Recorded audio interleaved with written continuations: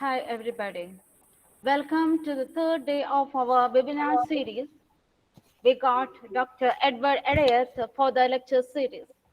He's a mentor for me, and he used to give positive vibes to his students. So, we all are fortunate enough to have him here. But the most important thing is that Dr. Talia Rex is going to address you. She is the Dean of the International Affairs of St. Paul's College and the former head of the Department of English and also a research group. So let's welcome Professor Salia Rex.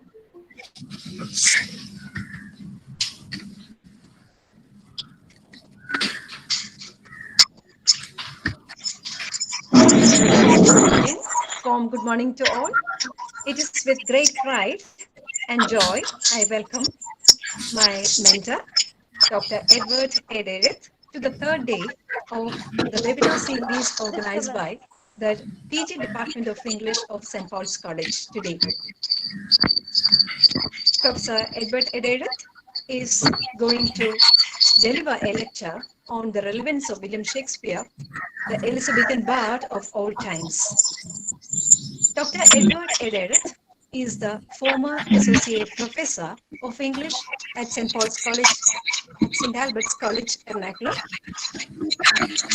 He is the Director of Cochin Heritage Research Center, St. Albert's College, former syndicate member of Sri Shankaracharya University of Sanskrit University at Kaladi, trainer and resource person, and last but not the least, he was conferred with the title of Chevalier, the Knight of St. Sylvester by Pope Francis in 2018. I welcome you, sir, to deliver your lecture on the topic, Should We Study Shakespeare? Thank you so much. Hello, there is Malavika Raju is here for the welcome speech.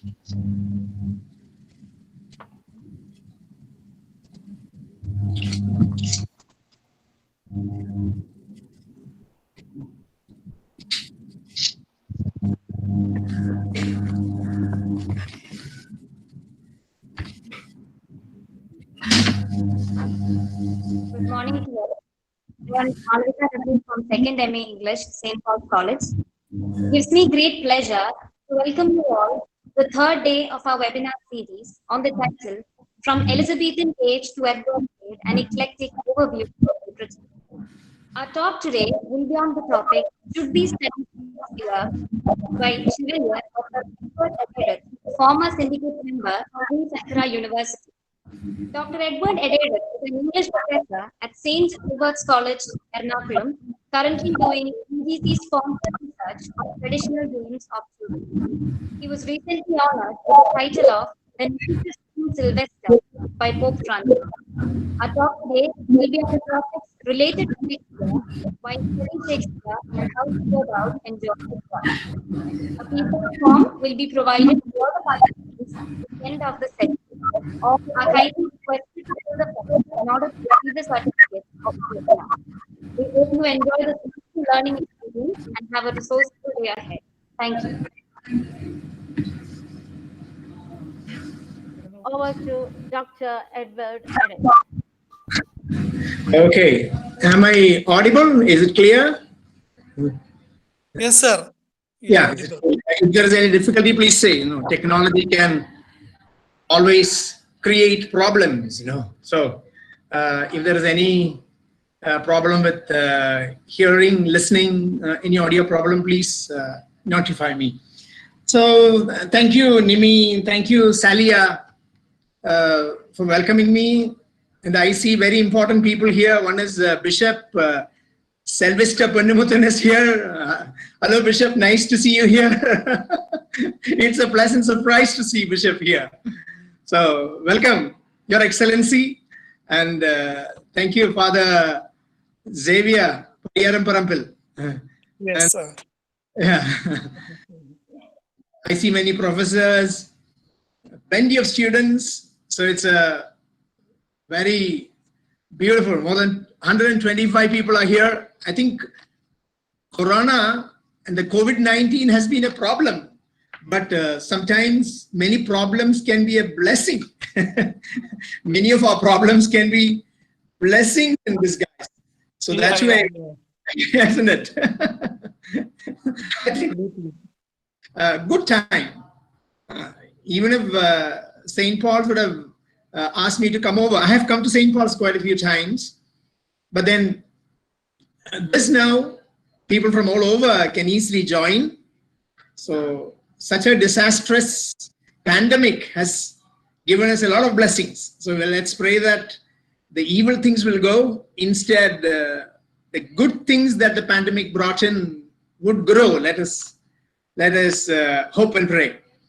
Now, after a little introduction, I will go into my PowerPoint. Because I imagine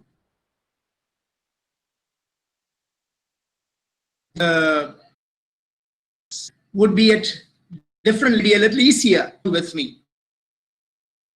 So at least the points I'm noting in my PowerPoint. Not too much in detail, but I will do that. Before I begin, I want to excuse. For example, Sania Rex, Sally, doctor invited me.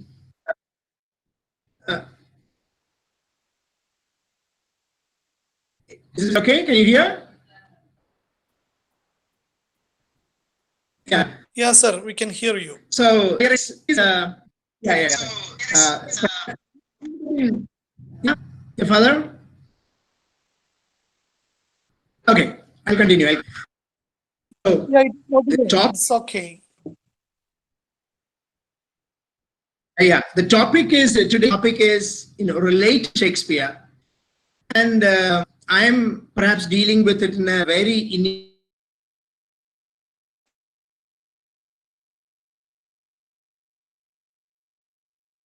initial level.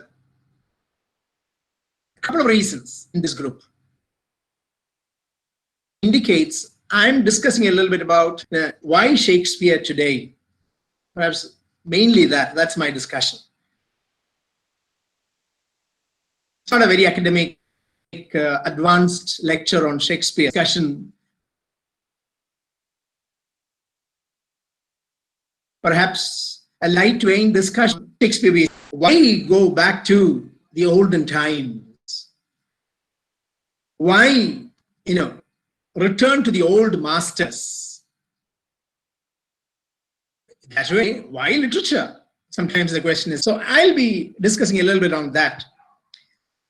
So the relevance is perhaps for literature students to be a little more motivated to go into the masters, perhaps, or the classical times a little bit, only about that. Now, another reason is I'm not an expert on Shakespeare. Perhaps Sally Rex would have been better. I remember Sally Rex coming to me initial days of her research, discussing a topic, and she has taken the topic on Shakespeare. Am I right, Salia? Are you here? Huh? Yes, sir. She Yes, has sir. done. You are right. Yeah. So, you would have been the better person. My specialization is American literature. My specialization is American literature, especially American poetry. More focused, I did my research on Robert Frost, of all the people, Robert Frost, and more on related to psychology, characterization, characters, conflicts, drama in poetry. This is my area. But anyway, sometimes, you follow what others ask you to do. So that way, I'm just discussing this topic today. So thank you. Then, my proposed objective of today's discussion would be, if at least some of you would go back to Shakespeare a little bit, or going back to the great masters of olden times a little bit. Today it's possible. During this COVID lockdown, perhaps I'm enjoying a lot my studies these days. One reason is I'm listening to a lot of podcasts, listening to a lot. I'll talk about listening to podcasts on Shakespeare towards the end of this lecture. I'll talk, or listening to audiobooks a little bit. So when you walk, when you do exercise, you can listen. Today, perhaps you can learn Shakespeare that way very easily. For example, of all the people, I was listening to Saint Augustine, the old master, about 1600 years ago. Saint Augustine. I was listening to the works of Saint Augustine, not in his original language, but of course in English. So you can listen to the great masters, or you can learn great masters today because the technology helps us easily to access any of them. Audiobooks are there, read for you by very good people. So Shakespeare is accessible now. What I say is that if at least some of you decide to visit the old masters, perhaps that would be a very good beginning for you. So my limited goal, limited objective today is just that, nothing else. So I will, try to open my PowerPoint. Let's see how it will work.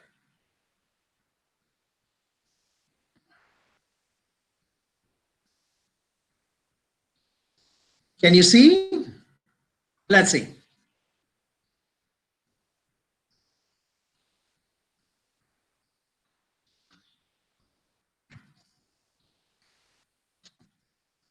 Yeah. Can you see? Can you see the screen? Yes, we can. Okay.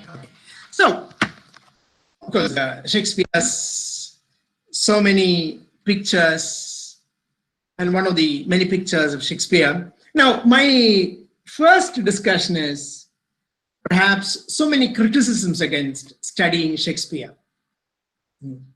So, usually for people, studying Shakespeare can be a big burden. So many people ask, sometimes in a light vein discussion, people ask, why today Shakespeare? They ask. Before that, this is Shakespeare's house where he lived. You know where it is, Stratford. So this is the house. Fortunately for me, I have visited the house twice. I visited this house. I still remember one time when I went to this house visiting, Shakespeare, the room where he was born is on the first floor on this house. So one time when I visited, a quick, impromptu play of Romeo and Juliet, one part of Romeo and Juliet in this ground, in this courtyard.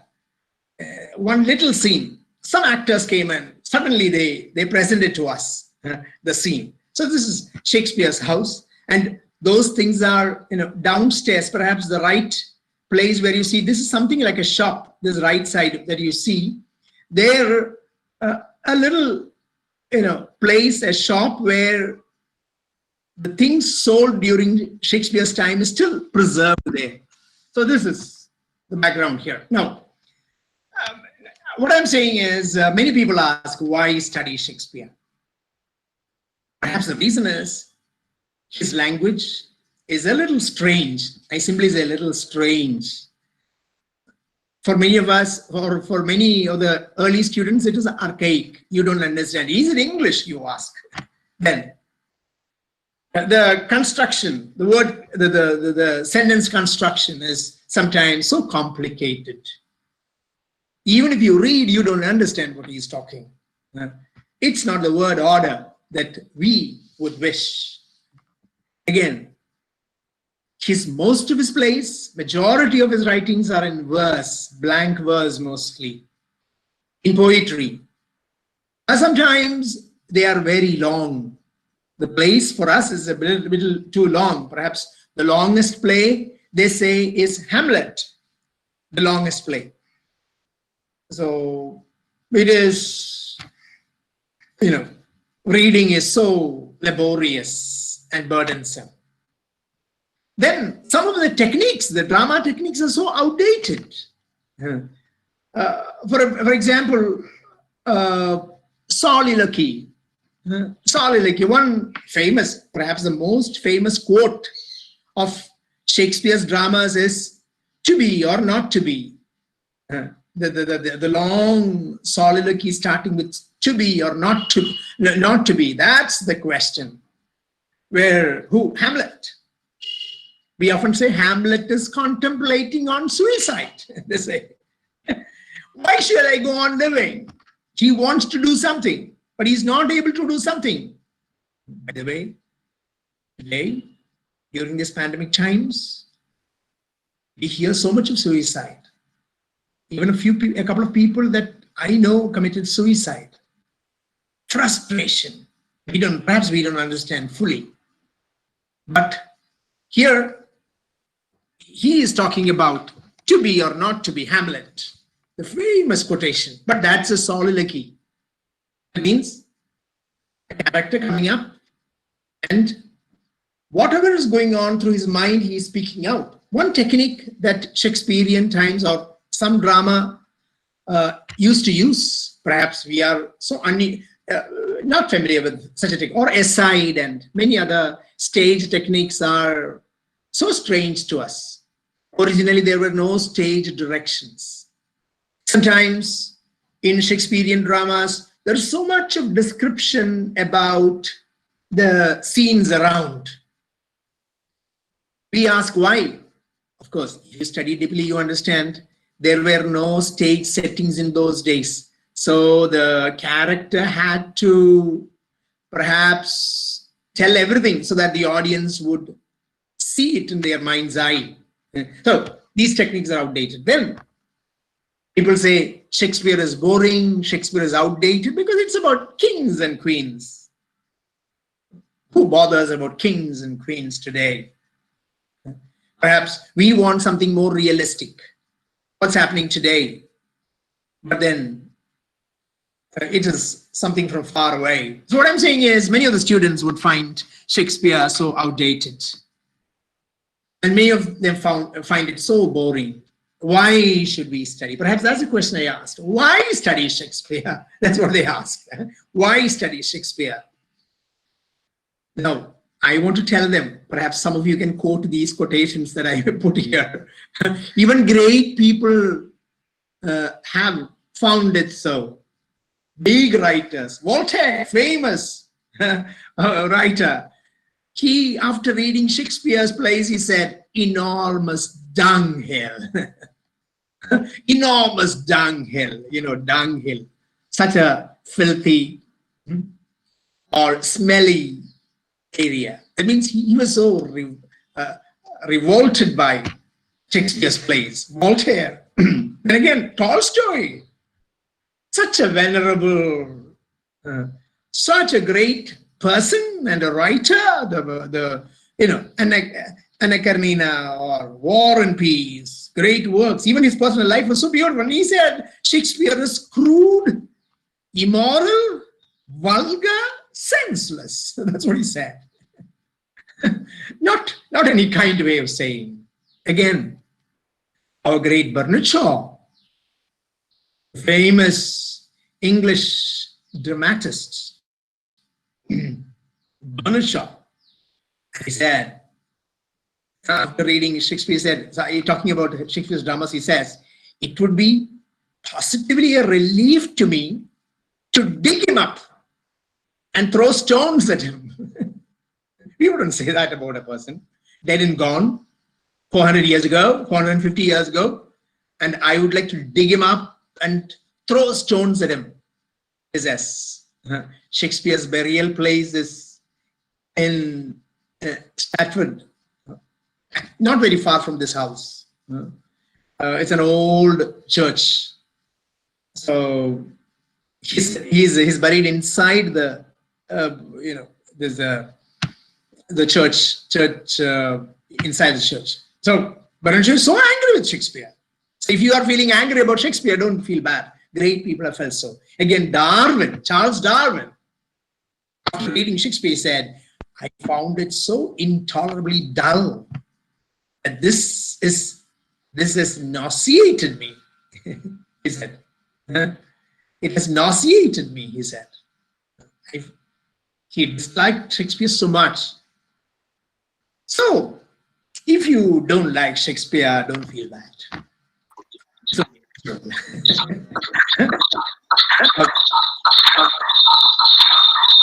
yeah,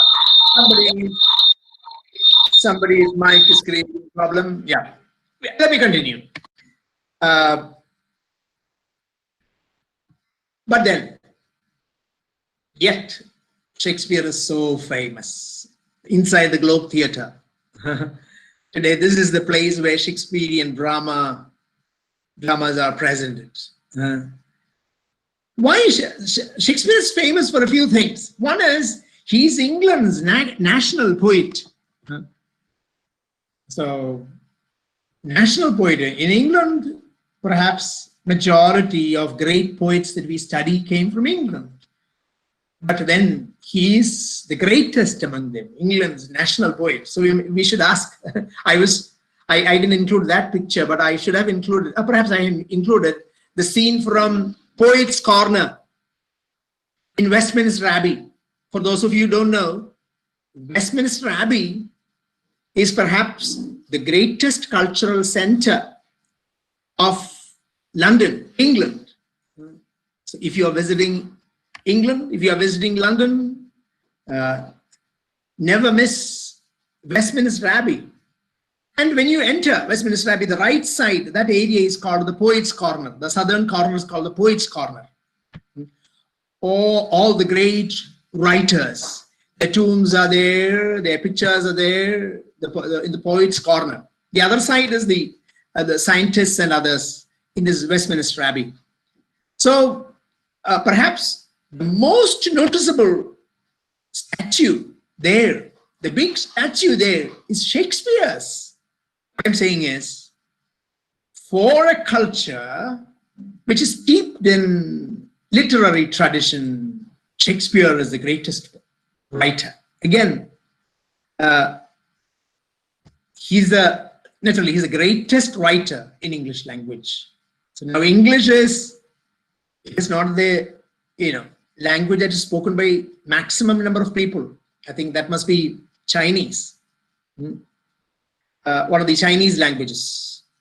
But then perhaps the language that is spoken by majority of educated people today, majority of scientists and others today, business people, that's English. In that English, Shakespeare is the most illustrated or illustrious writer. Again, he is the world's greatest dramatist of all times. You can think of innumerable dramatists. A little later, we talk about Shakespeare as a dramatist. He's the greatest dramatist. All the great dramatists, perhaps in some way or the other, took something from Shakespeare. In all the drama theaters, they talk of Shakespeare when they had productions.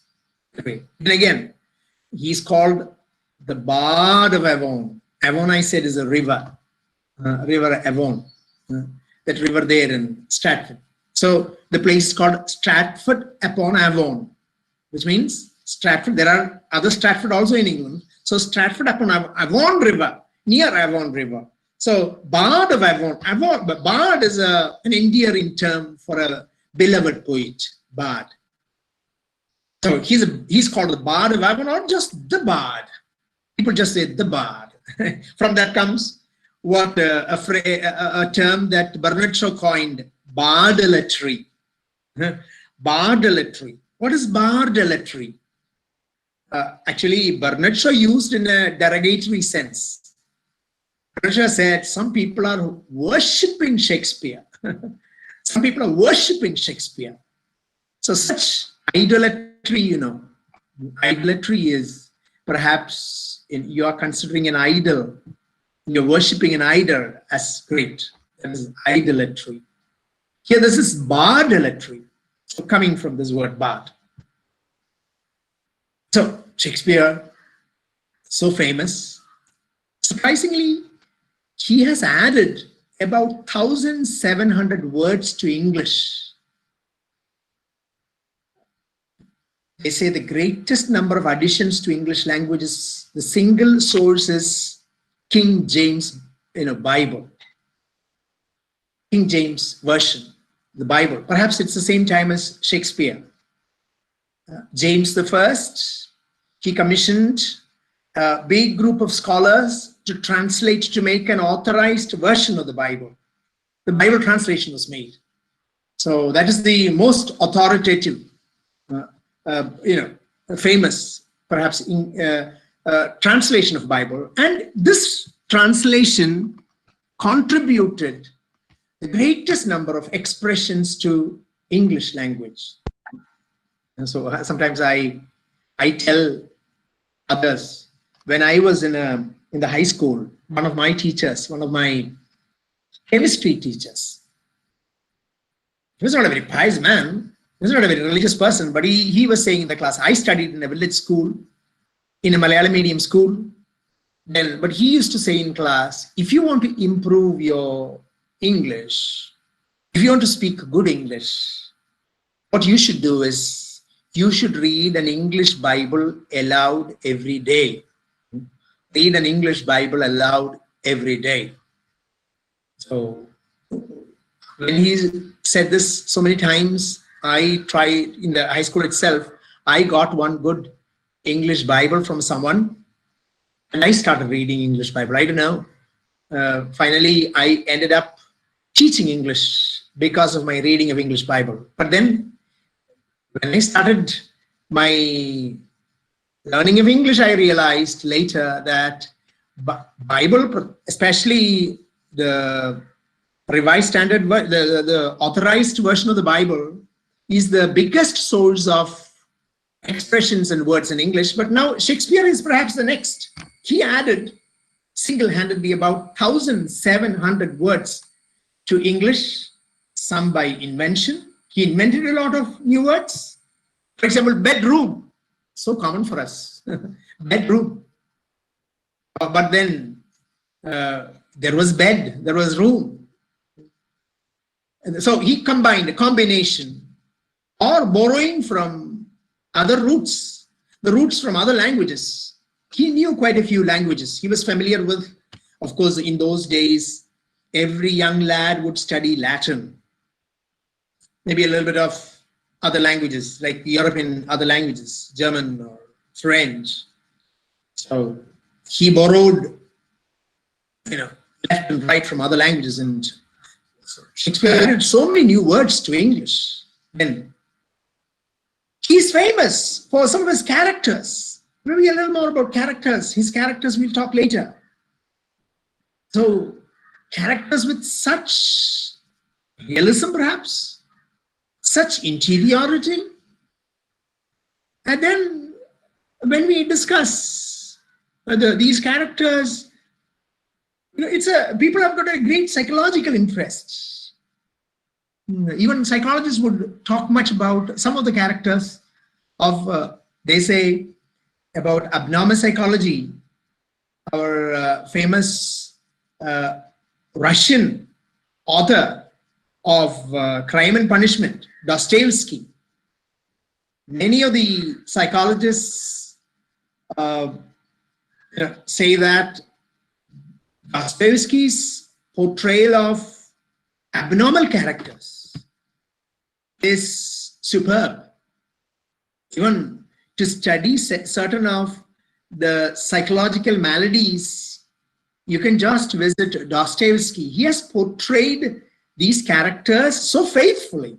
Now, Shakespeare is not just abnormalities. Of course, a lot of abnormalities he has presented, but then so very beautiful characters. Cruel, some people.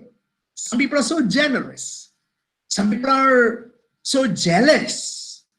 Love, hate, all these portrayal of these different emotions and characters he has done so superbly. Again, some plots. Of course, he has borrowed a lot of stories from other sources. And then whatever he borrowed in his chisel, he mixed it in the new way and presented it in a very beautiful drama. So he constructed enduring plots that have become touchstones for much of the English literature.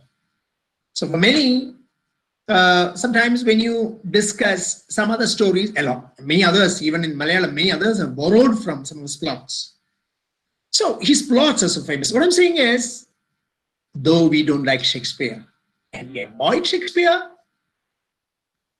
perhaps though he is a little boring, or though we feel he is outdated, and we do without him, perhaps maybe we are too small, but that great Shakespeare is someone to be reckoned with, someone about whom we have to really ask, what can I gain from this great source?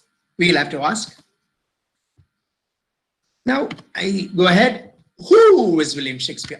This is the scene from Westminster Abbey. Here, many poets, and if you look around, so many of the writers, great writers, literary figures are there all around. Some of the tombs are also down there where you are standing now.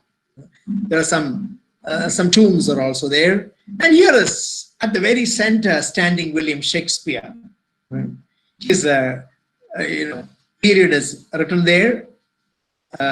So buried at Stratford upon Avon. It is written there. So this is William Shakespeare from the Poets' Corner in the Westminster Abbey. This is the picture. Now, who is William Shakespeare? At least something very simple, something very basic. An English playwright? Yes. English poet? Yes. His poems are also superb. Then again, an actor during his time.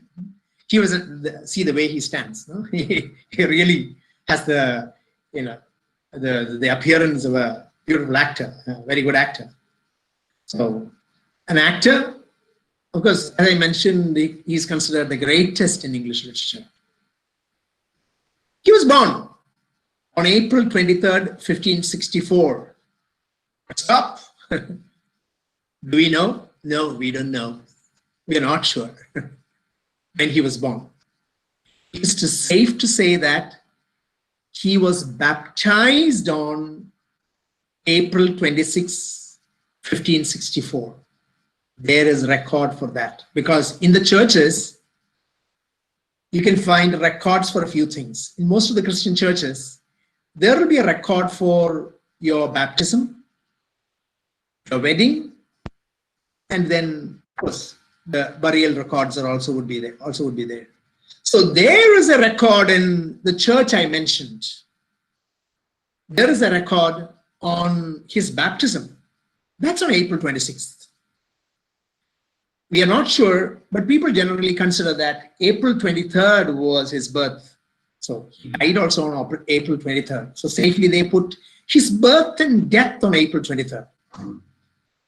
I think you are aware that April 23rd every year is a very important day. That is the world over. It is celebrated as the reading day, international, day for dedicated promotion of reading. There's not only Shakespeare, perhaps it is also April 23rd supposed to be the death day of Cervantes. You know who is Cervantes? He's a famous Spanish writer. When you discuss novels, sometimes you talk of Cervantes as one of the progenitors of the genre called novel. perhaps one of the most very famous Spanish writers, Cervantes. He's Don Quixote. I don't know whether my pronunciation is right. Quixote, Don Quixote, they say. Don Quixote, we read in English. So he's Don Quixote is a famous work. He also thought to have died on April 22nd or 23rd. But then there is a problem. Even if the dates are the same, at that time in England it was Julian calendar. Those who are interested in quiz, perhaps in a quiz they may ask you this question.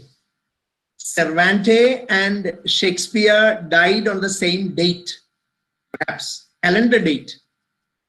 But did they die on the same day? There could be a problem, because at that time in England it was Julian calendar that was followed. But in continent there was already Gregorian calendar. Saint Gregory, the Pope Gregory, he introduced perhaps the Gregorian calendar, and there was already the Gregorian calendar in. So Cervantes' date of death is calculated on Gregorian calendar, and Shakespeare's death is perhaps mentioned in Julian calendar. Two types of calendars, but not very far. Perhaps there may be, scholars say, 10 days difference between the two calendars at that time. Now, world over, there is no Julian calendar now. So he was born and he died both in Stratford upon Avon, United Kingdom. His wife is Anne Hathaway, married in 1582. Of course, there's a little spicy story circulating. His wife was a little older than this fellow, and he had to marry her because she was already pregnant. There was some affair going on between them. So the first child, Susanna Hall, was born 6 months after their marriage. So Anne Hathaway, then he had 3 children, and his parents were sometimes not very poor, rather affluent people, John Shakespeare and Mary Arden. We don't know too much about Shakespeare's life, but we have some reliable records, information about Shakespeare's times and life. Now, his major works, I'm just asking you, who is Shakespeare? At least a little bit about Shakespeare. He's most famous for the plays he has written. If some of you those who have learned may, raise your eyebrows saying, 39 works? Isn't it 38 works? Or some of you say that 37 works? A little debatable. How many plays are extant even we have from Shakespeare? But at least around this number we know. Because I have a complete works of Shakespeare in front of me, just here with me. It is an old collection of complete works of Shakespeare in which listed 37 plays. All the 37 plays are there in that collection, 37 plays. But then the research is going on. People are finding, Shakespeare's hand, his style in other places. Perhaps some of the plays that are not there in would be the two noble men, the two noble kinsmen. The two noble kinsmen. Sometimes when you have many lists would say 38. Most probably that will have the two noble kinsmen also. Then if you visit Wikipedia, Wikipedia says, sometimes for us, Wikipedia is easily accessible, somewhat reliable source. So Wikipedia puts Shakespeare's plays to 39. So that includes Edward III, then the two noble kinsmen, of course, Pericles was not there in the original folio, but now in most places the famous play Pericles also is. So what I'm saying is, yeah, the debate goes on. How many plays? We can safely say 37 or 38, 39. If somebody asks, you say that the debate is going on. Like spelling of Shakespeare. If you commit a little spelling mistakes about Shakespeare spelling, different spellings are used, because during Shakespeare's times, spelling as it is today was not regularized in Shakespeare's times. Remember, 450 years ago, English language was still in its formation time. So spellings, even Shakespeare uses different spellings in his writings. So spellings were not regularized. So if you are not very good at spelling, if you commit some spelling mistakes, you can say that, of course, Shakespeare also committed a lot of spelling mistakes, you can say, and escape yourselves that way. But of course, the teachers will not agree to that. Some good way of escaping. So not only spelling, what I'm saying is, this is even the number of plays, there is debate going on. But of course, don't say that Shakespeare wrote 20 plays. That will be wrong. At least 37. Now, some people even put, when Shakespeare's plays, they put Sir Thomas More also, another play, Sir Thomas More. Anyway, it is sure that the full Sir Thomas More, Sir Thomas More or Saint Thomas More, the famous Lord Chancellor of Henry VIII, who was killed because of his Catholic faith. He said, he stood against Henry VIII, and he was put in the Tower, London Tower. Of course, if you visit England, visit London Tower also, the Tower of London. Another very beautiful, one of the very historically important place, Tower of London, and you will see where St. Thomas More, even as you enter Tower of London, the big fort, they will say that here was the boat, the little rowing boat that brought St. Thomas More, Sir Thomas More, to Tower. So many people were killed there in Tower of London. Very interesting place. So what I'm saying is, Sir Thomas More. There is a place, Sir Thomas More, but part of it is the scholars detect Shakespeare style in Sir Thomas More. But it's not fully. So if you count that, then it is 40 plays then. Of course, Shakespeare wrote so many plays, 154 sonnets, at least 2 long narratives. There are a few other poems also, but then these 2 long narratives are of noticeable worth, Venus and Adonis and Rape of Lucrece. So these 2 long narrative poems are important. 154 sonnets. I am sure even undergraduate students, many of you have studied some sonnet or the other. You know what is sonnet, you remember? A 14-line poem. That was a special style. Came from Italian literary tradition. So 14-line poem with a special rhyme scheme. And Shakespeare is famous for using this, style.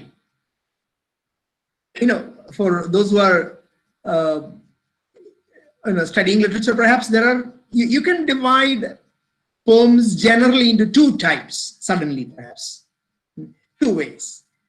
Not only poems, even any writing, perhaps one way of classifying is 2 types. One is a dramatic approach or a narrative, storytelling approach. One is. The other is a lyrical. What is lyrical? Sharing your thoughts or your feelings. This is a lyrical approach. So when you're talking, you're describing a flower. It's a red flower. It's so beautiful a flower. I like it. This is a lyrical approach. My feeling, my liking, or some of my thoughts. This is something important about the lyrical type.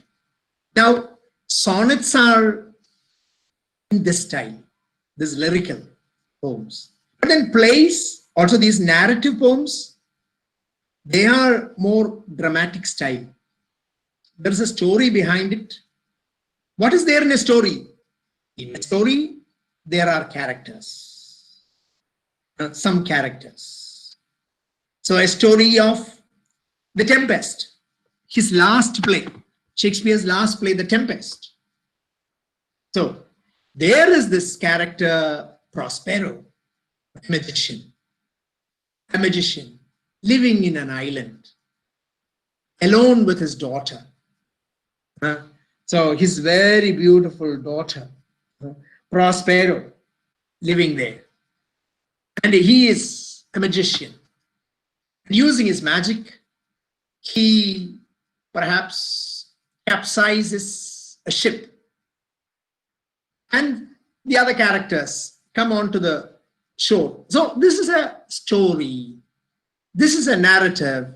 A narrative can be like a play. Narrative can be like a poem. Narrative can even be in a picture. Sometimes you see certain pictures describing, narrating a story. So what I'm saying is there can be lyrical poems. There can be narrative or drama-like story-related literature. Now, these sonnets are lyrical. So you talk about your feelings.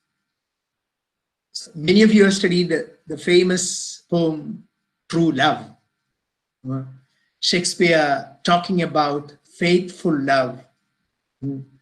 So a lot of poems about love, many poems about, his friend.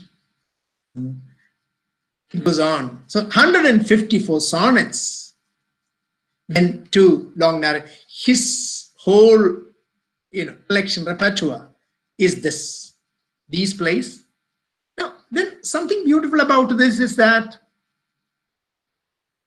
Shakespeare's times, 450 years ago, preserving this much of his writings is a surprise.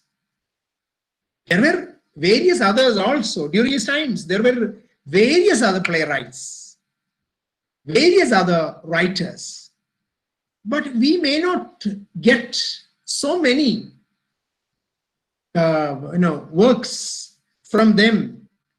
Fortunately for us, we have so many collections, extant. Even today we have.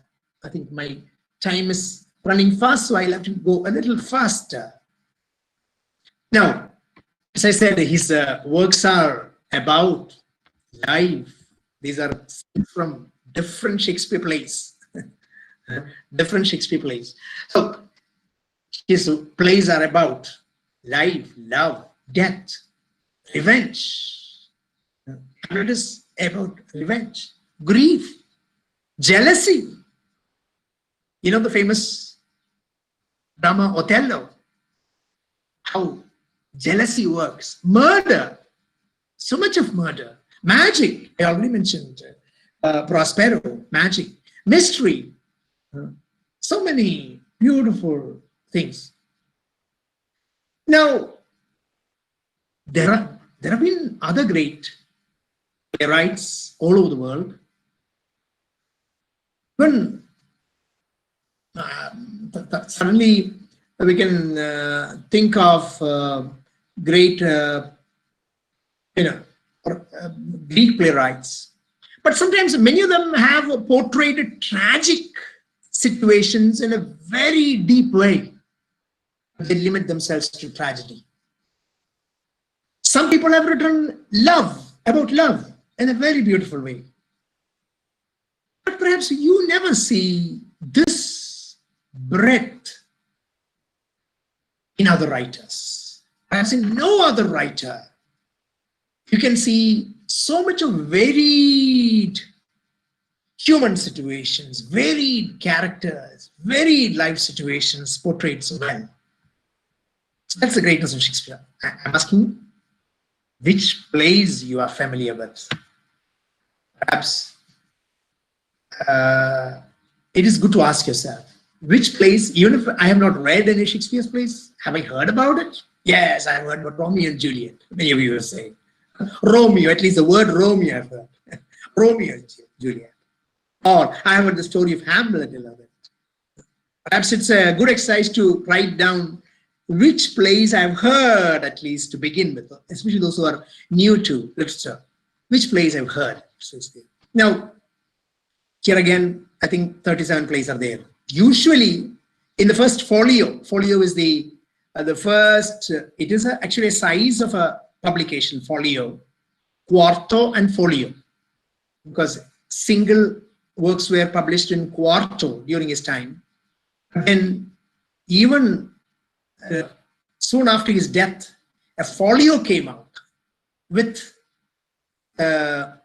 most of the plays that we know.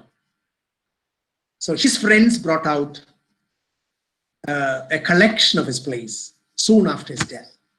So, and there it is classified as comedies, histories, and tragedies. This is a quick classification. Of course, later we talk of other romantic plays and or problem plays and other classifications also we talk about. But then traditionally from the very beginning, comedies, immediately comedy. It is with a positive ending. Histories, as you can say, so many kings' lives are there. All the names of kings. Histories. Tragedies, the end is death or such a terrible, disastrous end. Antony and Cleopatra, maybe it is a historic one, but then here is one woman, so very beautiful and powerful and influential and a great man. His tragedy, was it his end or was it the failure from his glorious, stature? So tragedy. So many tragedies. Sometimes the most famous, sometimes the dark tragedies. So most famous tragedies, four of them we all often talk about: King Lear, Macbeth, Othello, and Hamlet. The most famous four tragedies of Shakespeare, four of them. And such a range of plays by Shakespeare. Now, I'll quickly, in 5-6 minutes, I'll conclude. So the question is, why study Shakespeare? The original question. Why study Shakespeare? He created unforgettable characters. Maybe Macbeth, or Romeo, Juliet, Prospero, Othello, Julius Caesar, Cordelia, Cleopatra, or Polonius. So such a big range of Iago, not only Othello, one who becomes so jealous and suspicious of his wife, but an Iago, a motiveless villain, as I said. Usually villains have motives, but here he has no motive, it seems. Some people are cruel for cruelty's sake. Here also, such Iago, or Falstaff. So many characters, very beautiful characters. His language, so very powerful. I remember in Ernakulam, I used to visit, my early days of my teaching, I used to visit one famous lawyer. He's no more. A famous lawyer in Ernakulam. I became very friendly with a senior lawyer. And he used to, call me to spend time with me. His main interest is discussing language. some expressions, etc. He used to discuss with me. Then one thing he used to do was to read Shakespeare. He's a LLB lawyer, but then he used to read Shakespeare. Then I used to ask him, sir, why are you reading Shakespeare? Of all the authors, he says, see, in the court, I have to argue my case. Then, when I am presenting my case, I have to present it in a very powerful way. The rhetoric is important. I have to use a very powerful kind of expression. Shakespeare is the best source for perhaps grooming my style or equipping me with this in a powerful way of using language. So Shakespeare has language, perhaps in such a way that no others have. Then his stories, so very fascinating. Stories, quotes. I don't have time. Otherwise, I wanted you to introduce you to 15. One survey brought out 15 most quoted quotes of Shakespeare. As I said, the first one is "To be or not to be" from Hamlet. Soliloquy by Hamlet. To be or not to be. That's the most famous quote. So many other quotes. Again, English sonnet. His sonnets are, at least some of them you have studied. Good. Some of them are difficult, but then these poems are so rich in lyrical quality. Again, his influence on literary culture is deep. Shakespeare has formed the thinking, the styles of literature so deeply. In English, yes, not only in English, but in so many other cultures. Shakespeare's influence is so deep. So my question is, don't you too want to be benefited from such a great source? Now, as I said, I mentioned my lawyer. So people read Shakespeare. There are so many people who return to Shakespeare so often.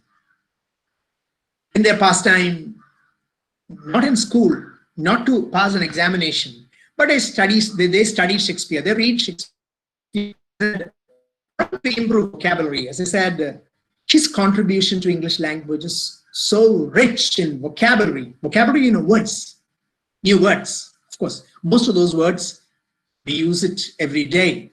But still, people read Shakespeare to improve their, word list.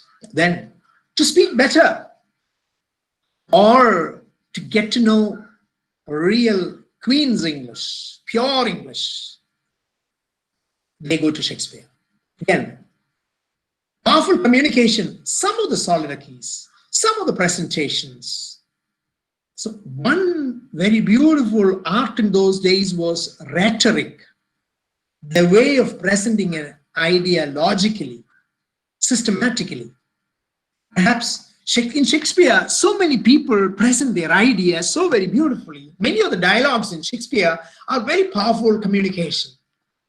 So I think people visit Shakespeare to learn that powerful way of communication.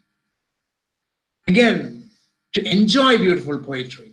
Many people visit Shakespeare to enjoy beautiful poetry. Such poetry of lyrical quality, such beautiful descriptions you won't find anywhere. Again, come across great characters. Or I already mentioned psychological interest.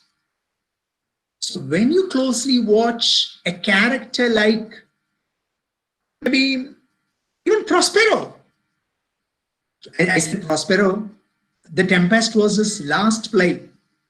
And his last play ends, that could have been a tragedy because Prospero was, very much, he was cheated, Prospero. He was cheated. He was the duke and he was put out of his kingdom. He suffered his whole life for years. He was thrown away. But then finally he gets all who did these evil things against him in his hand. In that ship, Prospero gets. But then he decides to be generous, to be forgiving. So it's in a very beautiful, his last play ends with a very beautiful note of forgiveness, generosity. What I'm saying is psychological interests. Cruelty, how cruelty works, how conspiracy works, how love works. How love, perhaps man-woman love, how it develops, how you make a person fall in love with the other. You will see that.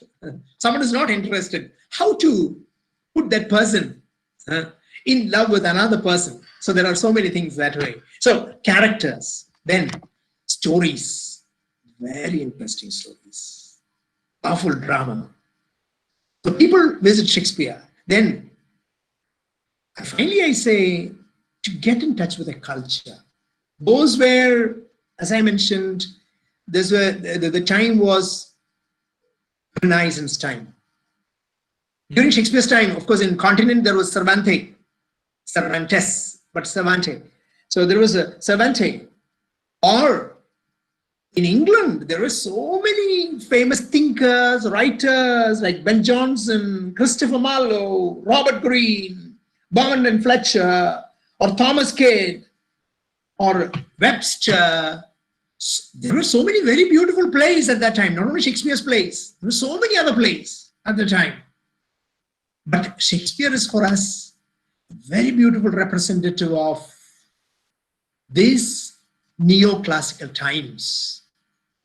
So when you read Shakespeare, when you enter into Shakespeare, your mind is entering into another world of art, beauty, literature, music, all that.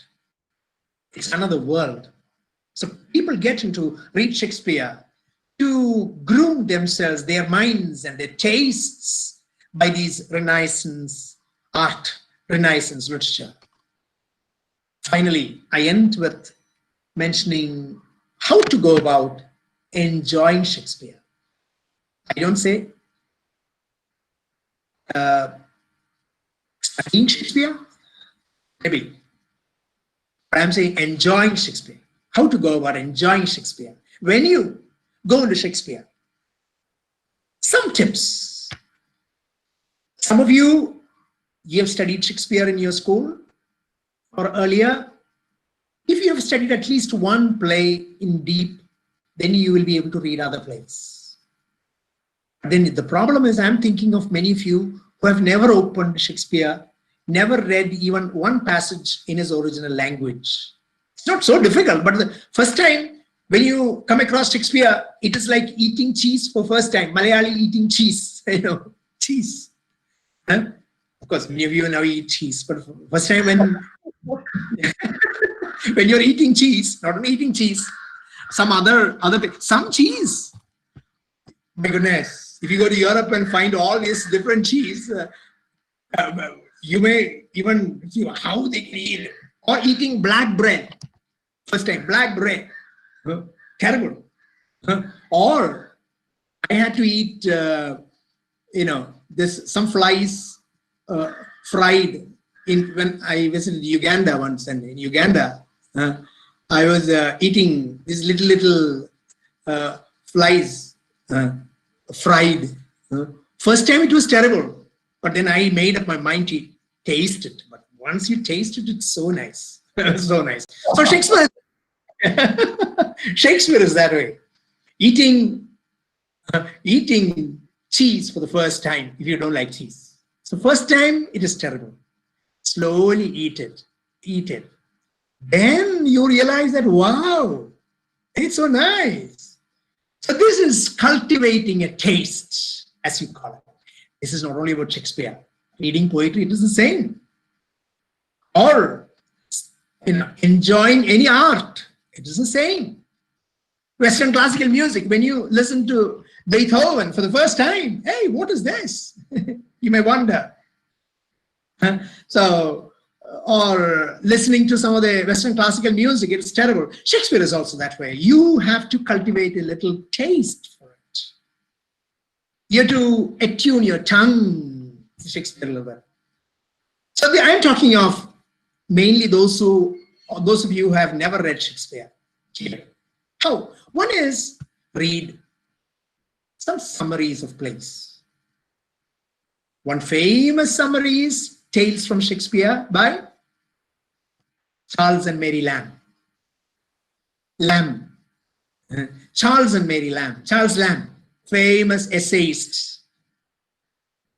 So one of the very beautiful, essayist. So he has simplified these Shakespearean dramas, stories for children.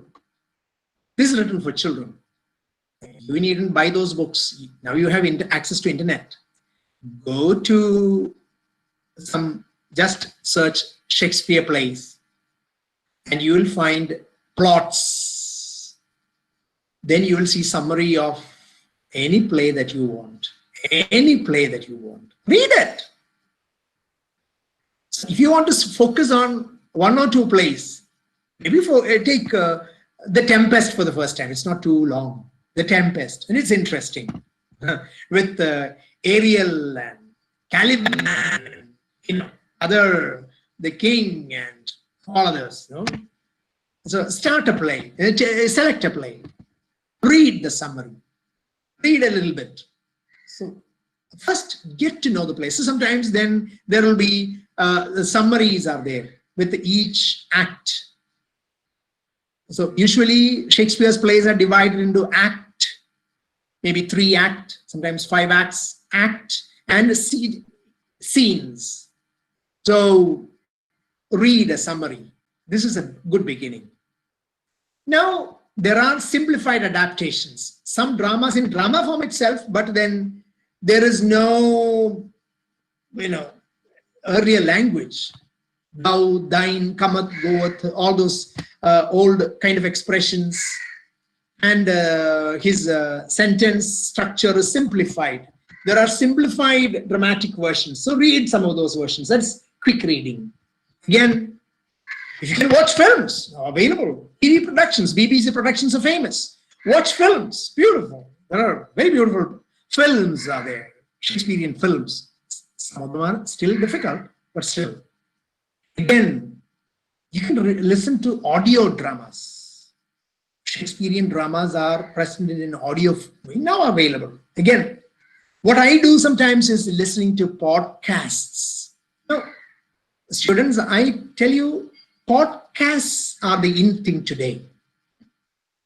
Now, educated people now listen to a lot of podcasts. Podcast, broadcast, not broadcast. It came from iPod and broadcast. So this is listening. You go to internet or in your phone.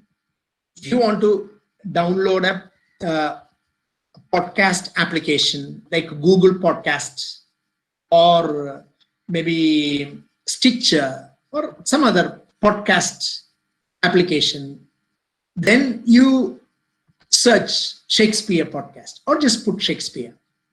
You will find so many podcasts. So people talking about Shakespeare's plays. Some podcasts I listen to is all about Shakespeare, one podcast. Or Clear Shakespeare, one podcast I listen to occasionally. Sometimes that podcast explains, like in a class, the whole play is explained in Clear Shakespeare. Now, perhaps the most famous podcast is Shakespeare Unlimited from Washington, D.C. A lot of Shakespeare material is there in that podcast. So listen to podcasts. It's interesting. You will hear a lot about Shakespeare, his times, his theater, etc. Explanation of dramas. If you want to take a drama, for example, if you are studying, even if some of you students, if you are studying Hamlet or any other drama, even if your teacher is taking in the class, take one podcast, maybe Clear Shakespeare or something, and listen to that podcast on Hamlet. and you will get in detail, in a very interesting way, all the expressions, etc. on Hamlet. Again, start reading finally. At least some parts. If you find it difficult to read the whole play, read some parts, some conversations read. Thus, slowly dip yourself into Shakespeare. Of course, if you can have some groups that are interested, come together, read together. Perhaps for young people, everything has to be done in groups. If there's no group, many of you will never do anything. So if you can find 2-3 people who are interested to study Shakespeare, get together. Start reading together. Some of you, I know even in Kerala, some places, they have tried to act some scenes at least together. So quickly, I was trying to tell you, people hate Shakespeare.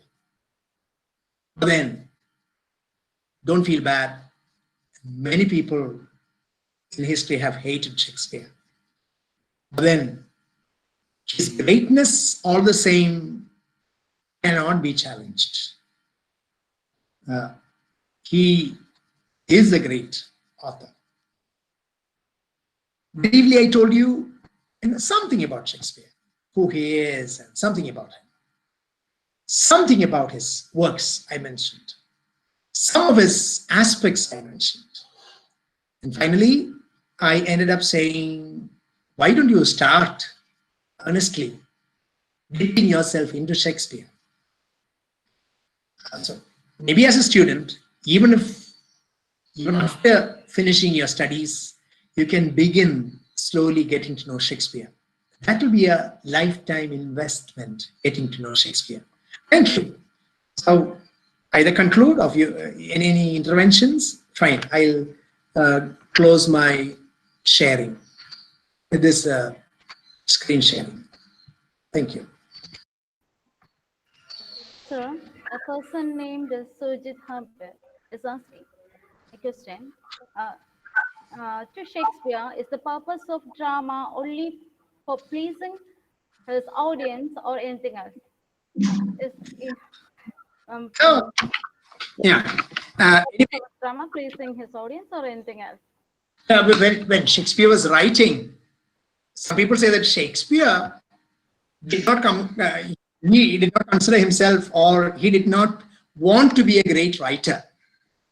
Shakespeare's plays were written for stage, and Shakespeare's plays were written primarily in the language of very ordinary, simple, whom we call groundlings, the very ordinary people. It was written for them.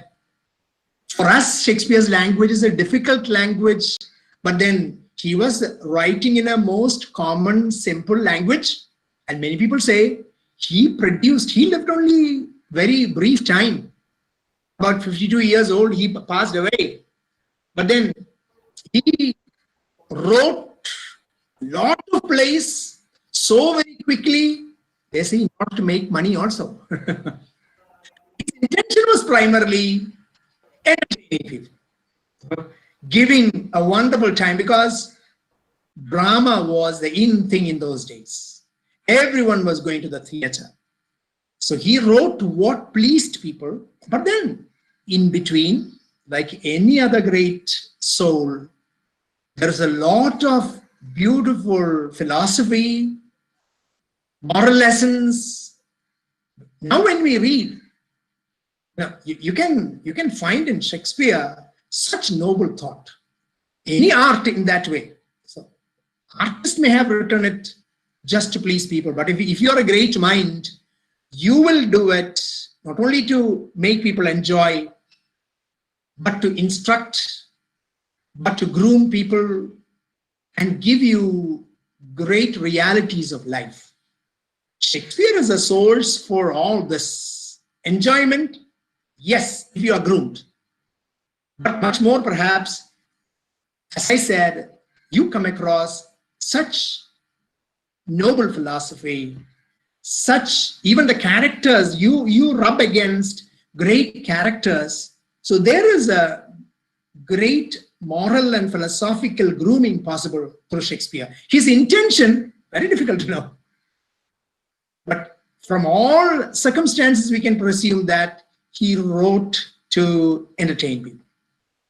That's what I think. Again, Sujit Hamra is asking. Yep.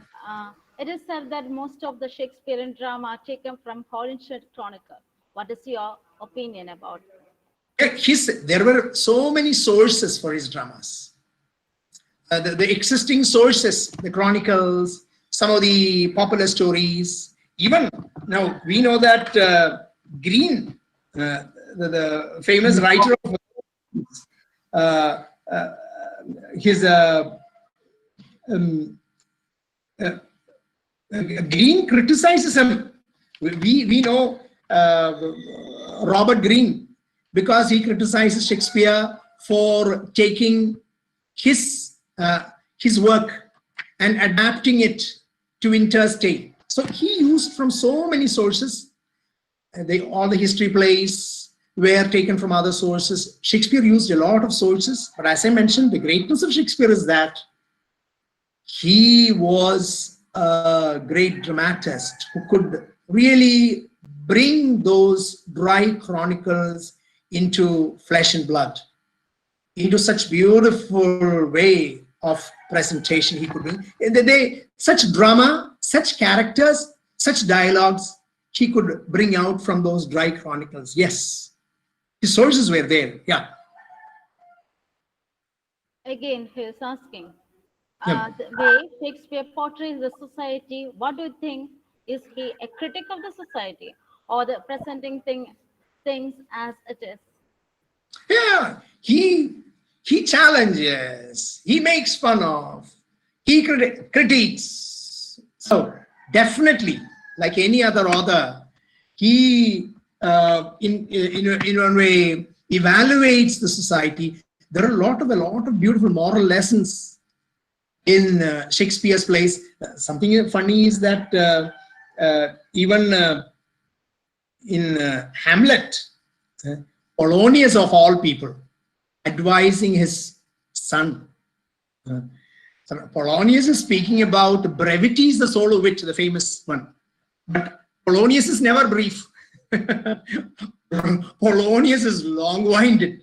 He never stops. He never says anything directly. But he tells that brevity is the soul of it. When you speak, you have to be very brief, he says. So, go through Shakespeare, you will get even so many quotes. A magical power to enrich everyone with knowledge.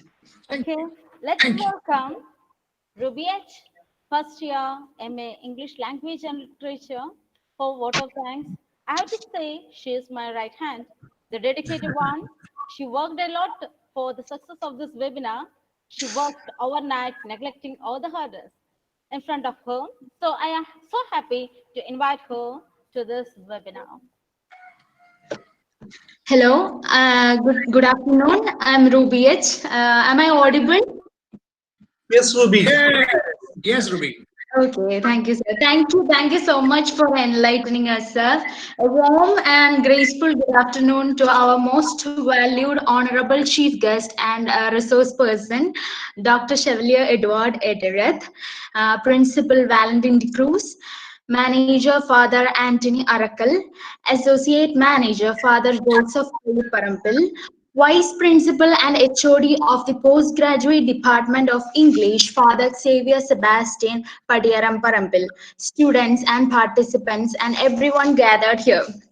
And we also have been joined by a voracious reader and lover of Shakespeare, Dr. Sylvester, the Bishop of Punalur Diocese is among us. The Postgraduate Department of English, St. Paul's College, Kalamassery would like to thank Your Excellency. And it is my privilege to propose a vote of thanks and acknowledge the contribution of those who worked really hard to make this webinar lecture series happen. I, Ruby H., as a student convener of the lecture series on behalf of St. Paul's College, Kalamassery, and the entire fraternity also extend our most sincere thanks to the God Almighty for making today's event a resounding success. With His blessings and grace, we are all able to make this even what it was. And on behalf of St. Paul's University, I would like to thank you once again for giving us Network is creating a lot of problems.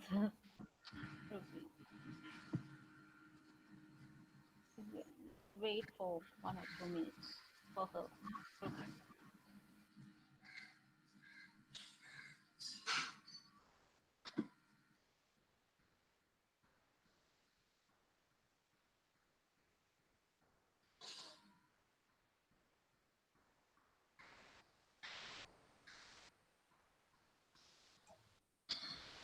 Some technical problems, I think. Yeah, some technical problem. Yeah, it happens. It happens. Hmm.